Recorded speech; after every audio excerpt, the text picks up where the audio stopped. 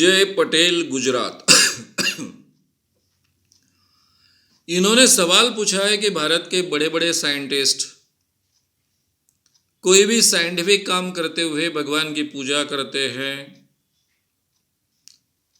तो ये जो इस ढंग की पूजा करते हैं कोई साइंटिफिक काम में, कोई लॉन्चिंग करने के दरमियान वगैरह, तो क्या ये खुद अंधविश्वासी होते हैं या फिर ज़्यादातर साइंटिस्ट ऊंचे जाति के होते हैं और सामान्य लोगों ने अंधविश्वास में रहना चाहिए इसलिए वो इस ढंग की कृति करते हैं?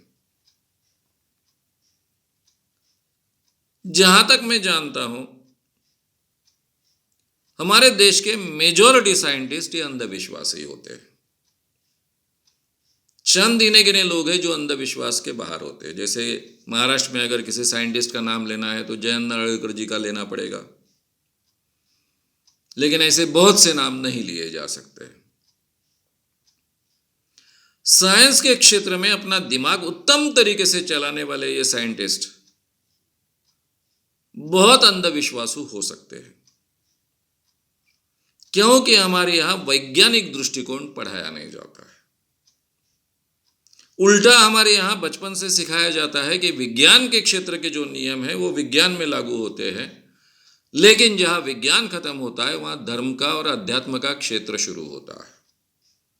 ये जो बचपन से बात हमारे दिमाग में डाली जाती है वो कई लोगों के जीवन में, उनके मस्तिष्क को इतना पकड़ के रहती है कि ये लोग अपने प्रयोगशाला में एक्सपेरिमेंट्स के दरमियान, विज्ञान का संशोधन करने के दरमियान बहुत अच्छे ढंग से विज्ञान के नियमों का उपयोग करते हैं।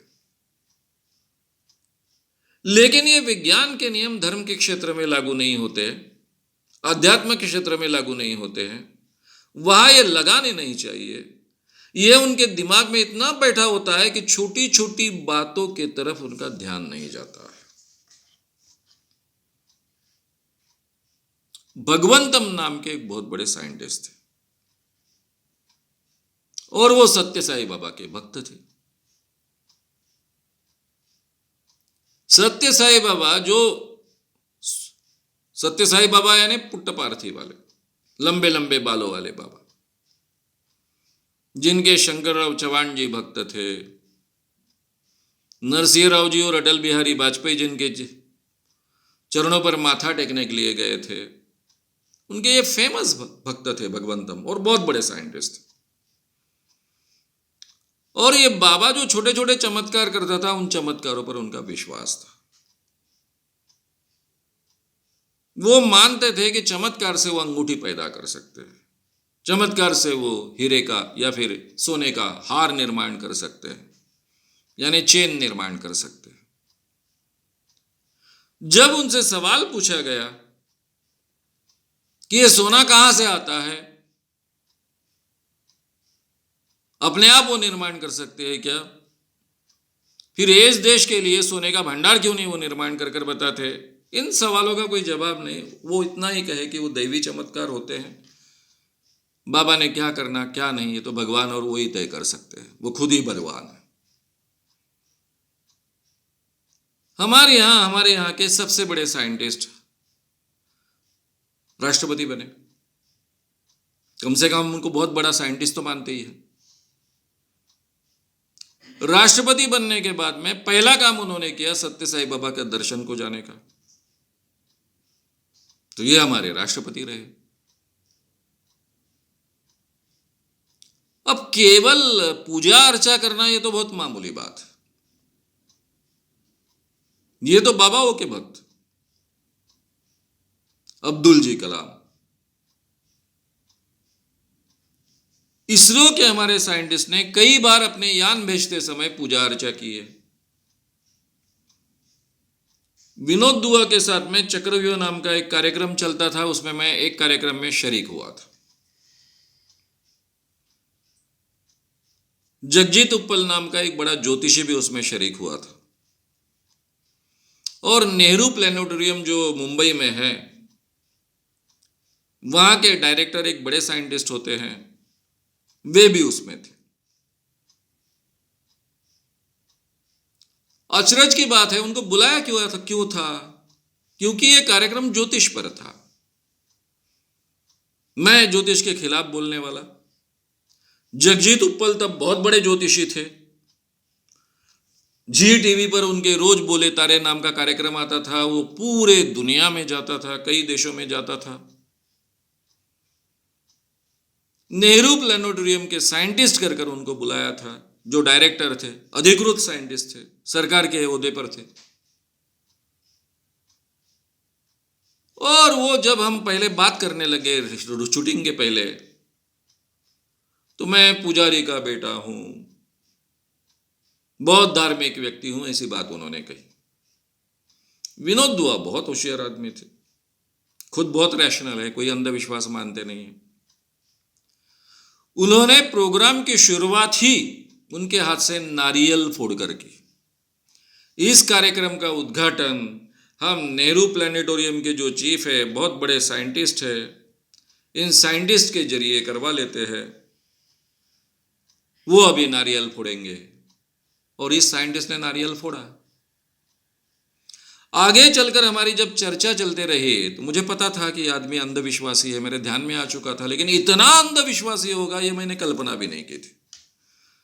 मुझे लगा था कि पूजा अर्चा तक इसके अंधविश्वास कायम हो गए, लेकिन ये अपने अंधविश्वास को अपने ही ज्ञान में लाएगा, ये कभी मैंने सोचा नहीं था।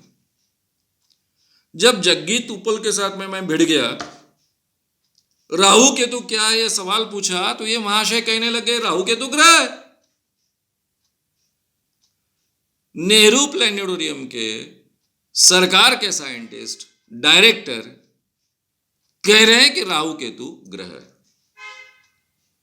तब मुझे पूरे टीवी के कार्यक्रम में कहना पड़ा, यह कार्यक्रम कई बार रिपीट किया है जी टीवी ने, उस पर में 2-4 सालों में कम से कम 10-15 बार तो भी रिपीट किया होगा।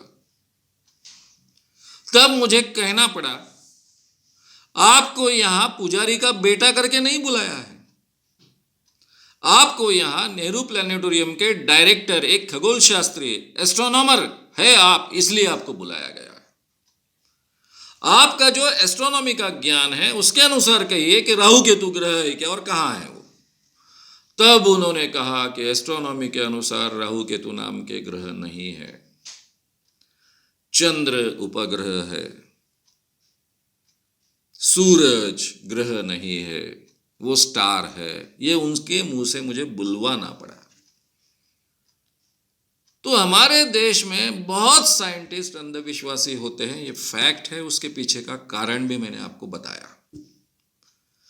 वो शायद अपने साइंस के क्षेत्र में विद्वान होते हैं, उस क्षेत्र में अपना दिमाग बहुत अच्छे ढंग से चलाते हैं, इसलिए इतने बड़े साइंटिस्ट बनते हैं। लेकिन ये जो बचपन से हम भारतीय लोगों के दिमाग में जो कूट कूट कर भरा हुआ संस्कार है कि जहां विज्ञान खत्म होता है वही अध्यात्म और धर्म शुरू होता है, वो भी उनके दिमाग में कूट कूट कर भरा होता है। इसलिए उस क्षेत्र में वो कभी विज्ञान के नियम का उपयोग नहीं करते। हर जीवन के क्षेत्र में विज्ञान के नियमों का उपयोग करना, यानी वैज्ञानिक दृष्टिकोण स्वीकारना, वो उनके जीवन का हिस्सा नहीं होता है। ये तो फैक्ट्स है। ऐसे कई साइंटिस्ट के उदाहरण दिए जा सकते हैं। तो आपके मन में जो दुविधा थी कि ये लोग सही में अंधविश्वासी होते हैं या ढोंग करते हैं, तो मुझे जो दिखता है, जहां तक मैंने ये साइंटिस्ट देखे हैं, ये ढोंगी जमात नहीं होती है। ये लोग जनरली प्रामाणिक होते हैं, चाहे अब्दुल जी कलाम हो, चाहे भगवंतम हो, चाहे मैं जो नेहरू प्लानिटोरियम के चीफ की बात मैं कर रहा था वे हो, चाहे हमारे इसरो के कुछ साइंटिस्ट हो।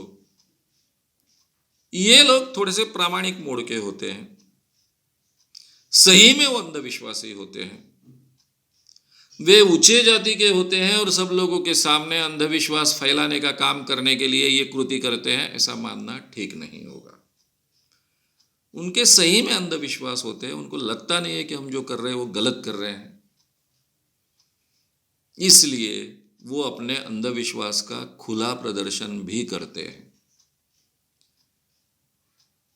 अब लोगों के सामने ऐसा लगना चाहिए कि हमारा यान चांद पर जा रहा है, तो चांद पर क्यों पहुंचा? तो भगवान की कृपा से पहुंचा।